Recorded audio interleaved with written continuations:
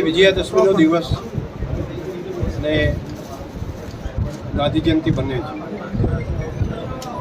આ સરહદી વિસ્તારના પ્રજાજનોની સુખાકારી વધે તે માટે દેશના પ્રધાનમંત્રી મોદી સાહેબના માર્ગદર્શનમાં આપણા માન્ય મુખ્યમંત્રી શ્રી ભૂપેન્દ્રભાઈ પટેલ સાહેબે અને તેમની કેબિનેટે નવા વાવ થરાદ જિલ્લાના નિર્માણનું જાહેરનામું અને તેની શરૂઆત આજે ગાંધી જયંતિના દિવસથી વિજયાદશમીના દિવસથી નક્કી કરી.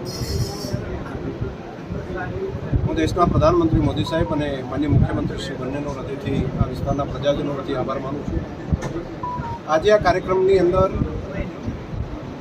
આ કાર્યાલય અને તમામ કચેરીઓ જિલ્લાની અને તાલુકાની નવા તાલુકાની અંદર ઓગળ તાલુકો, ધરણીધર તાલુકો, હળાદ તાલુકો અને રા તાલુકો તેની પણ કચેરીઓનું કામ આજથી જ ચાલુ થાય તે માટે માન્ય પ્રભારી મંત્રી માન્ય શ્રી બળવંતસિંહજી રાજપૂત તેઓ પ્રત્યક્ષ અહીંયા આવ્યા છે.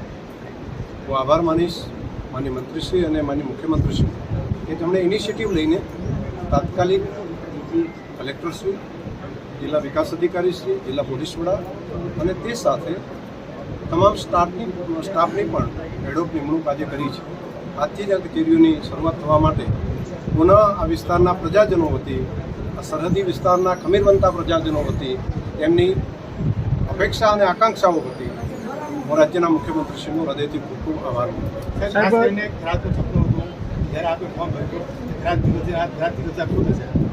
એ દિવસે મેં કહ્યું હતું કે આઝાદીને પત્રકાર મિત્રો કેમ ન થયું હતું હશે.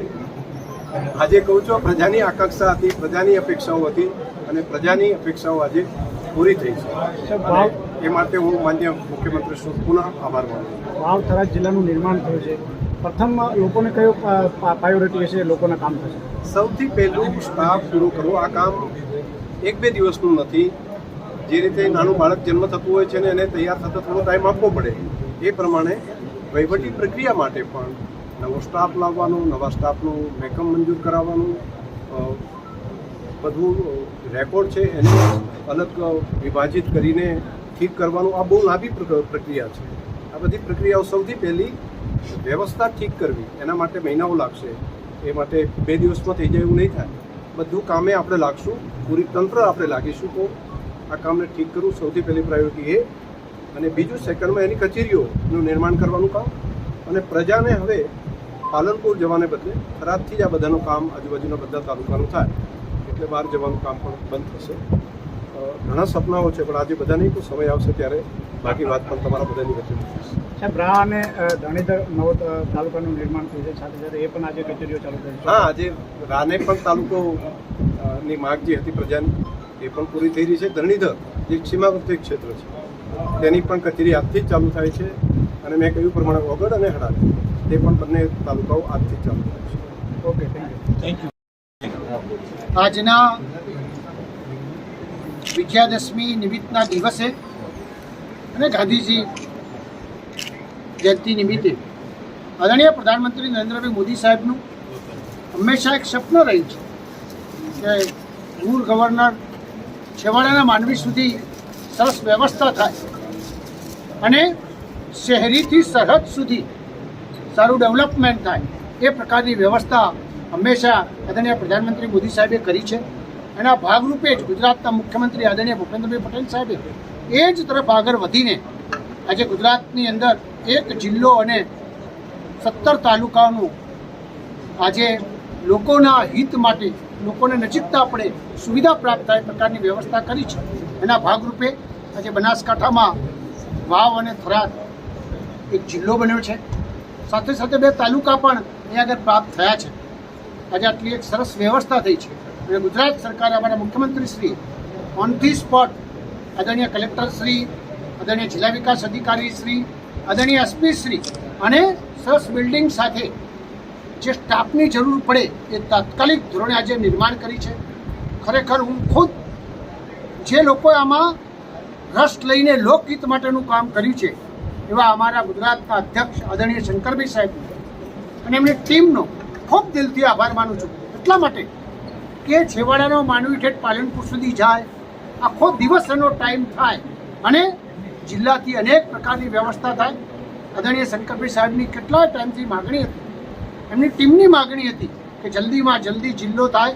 મને પણ ખ્યાલ છે ઘણી બધી ફેર સાહેબ ઉઘરાણીના રૂપમાં પણ ઝડપથી વ્યવસ્થા થાય એ પ્રમાણે હું આજે શુભ દિવસ જ્યારે આવ્યો છે ત્યારે બંને અધિકારીશ્રીઓ જ્યારે બધા જ અધિકારીશ્રીઓ ચાર્જ સંભાળી લીધું છે, હું ખાતરી આપું છું ગુજરાતના મુખ્યમંત્રી શ્રી વતી સરકાર તરફથી અને ખાસ કરીને શંકરભાઈ સાહેબનો વિસ્તાર છે, એમની ટીમ છે, ખૂબ આ જિલ્લાનો વિકાસ થવાનો છે.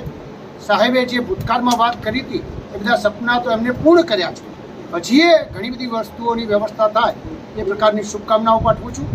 આ જિલ્લામાં દરેક અહીંયા આગળ આવે એનું બહુ નિરંતર સારી રીતે કામ થાય અને ગુડ ગવર્નરનો સાચો અર્થ સાચા આજે ગાંધીજીની જયંતિ નિમિત્તે એ દિવસ આપણને સૌને યાદ રહે કે આજની શુભ શરૂઆત આજે શરૂ થઈ ગઈ છે. સાહેબ, વાવ-થરાદ જિલ્લાનું નિર્માણ થયું છે.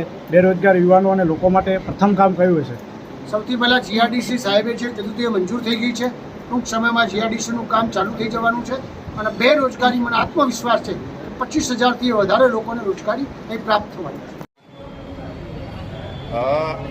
आज 2 अक्टूबर में गांधी जी का जन्म जयंती दिन आया है और आज दशहरा का भी दिन है.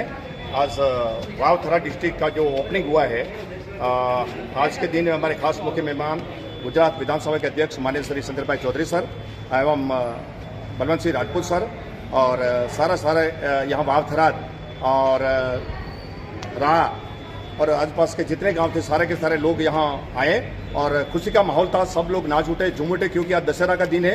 और सच में जो 2022 में शंकर भाई ने कैंपस में जो वादा किया था कि हम एक नया डिस्ट्रिक्ट बनाएंगे और राह तालुका बनाएंगे और ढीमा बनाएंगे, तो उसके बारे में जो उन्होंने जो वचन दिया था आज वचन सच में पूरे होने जा रहे हैं. और आज से मतलब कि विधिवत उद्घाटन हो गया है वाव-थरा डिस्ट्रिक्ट का. और मैं भी आज खुश हूँ और सारे के सारे हमारे यहाँ आसपास किसान भाई, मजदूरगण, सारे कर्मचारीगण, जितने हमारे बीजेपी के कार्यकर्तागण हैं, उन्होंने फूल हार से माननीय श्री शंकर भाई साहब का स्वागत किया. और मैं शंकर भाई साहब का बहुत बहुत आभारी हूँ जो 2022 के इलेक्शन में जिस तरह उन्होंने कैंपस में वादा किया था आज सच में उन्होंने वादा पूरा किया है. मैं बहुत बहुत आभारी हूँ और वाव-थरा डिस्ट्रिक्ट की पूरी जनता हमेशा उनका आभार व्यक्त करेगी और आज स्वर्ण अक्षरों में आज का दिन लिखा जाएगा.